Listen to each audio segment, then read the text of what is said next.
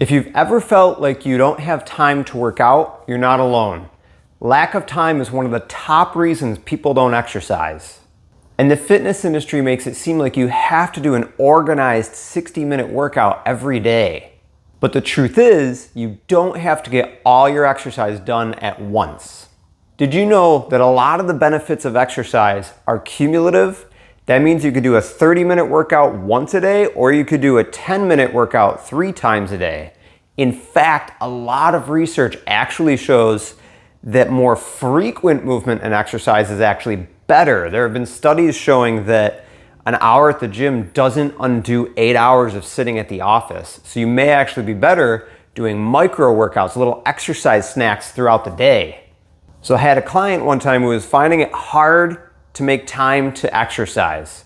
Now, she was very motivated, but she was busy going from conference to conference, teaching nurses, things like that, working, time with the family, traveling to visit her kids. She was busy.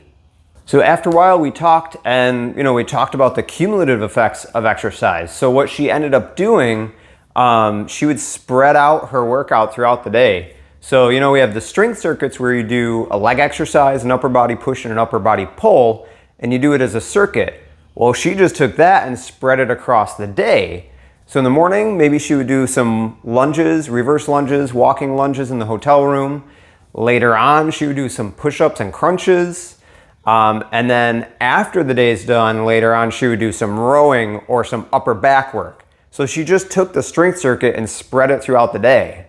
Even if she wasn't traveling, she did the same thing at home. She would do an exercise, go about her day, get some stuff done around the house, do another exercise, go get some other stuff done, and then finish with a third exercise. This way it brought down barriers for her, thinking that we had to get the whole workout done all at once, and it gave her the freedom to spread it throughout the day. In fact, reducing these barriers and giving you the freedom to exercise how it fits your lifestyle is why getting at least 30 minutes of general activity that gets your breathing up, makes you huff and puff, is the second step in our 5 steps to simplify your fitness. We don't even do the formal strength exercises, formal strength circuits until later on, because I don't want you to have a barrier to improving your activity, getting your exercise. So another example of somebody at a high level who achieved a lot, and they didn't do all their exercises at once, they spread it throughout the day, was a strongman from the 1950s or so named Paul Anderson. He would load the bar, do a set of squats, go about, do some farm work throughout the day, come back, do another set of squats, go do more farm work, and he would do that back and forth until he got the whole squat workout done for the day. He didn't do it all at once. You don't have to do all your exercise all at once. With that said, if you do that method with some weight, you got to use some lighter weight because then you have to warm up again each time. So I wouldn't recommend this for doing heavier strength work. That you kind of want to get at least that one exercise done while you warm up. Otherwise, you're wasting a lot of time warming up again and again. A third example of why you don't have to do all your exercise at once, you can spread it throughout the day in exercise snacks. There's a study done by Jenkins and colleagues that took 24 people, split them into 2 groups. One did nothing. The other did 3 flights of stairs 3 times a day, 3 days a week. So say you get to the office, you go up and down 3 flights of stairs before you start working. Then on lunch, you do it again. And then before you go home for the day, you do it again. In the group that went up and down 3 flights of stairs 3 times a day, 3 days a week, they got better fitness. So they got less winded going up and down stairs. They got really good at going up and down stairs. And they built their cardiovascular fitness, so your stamina, not getting winded as much with things, without any formal exercise or specific workout.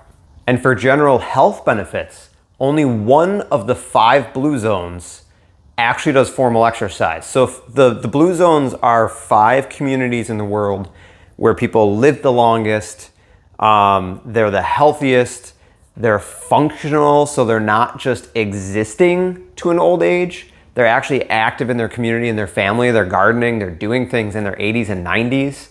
Most of their exercise is walking to and from the market, shepherding the herd up and down the hill throughout the day. Only Loma Linda, California actually did formal exercise, what we tend to think of as exercise. So they weren't even doing formal exercise. They were just active throughout the day, and they still got all those health benefits. So if you're struggling to fit exercise and workouts into your day, remember the benefits of exercise are cumulative. So you don't have to do a 30 or 60-minute workout all at once. You can spread it throughout the day with exercise snacks. I do recommend that if it's for a strength workout, you do all of your leg exercise at once, all of your upper body pushing at once, and all of your upper body pulling at once, so that we minimize warm-up time. But doing this, spreading this throughout the day with exercise snacks, can help you get the exercise over time to get fit without really disrupting your life a whole lot. And to simplify your fitness, join the FitChurch Project family, link in the description and the bio.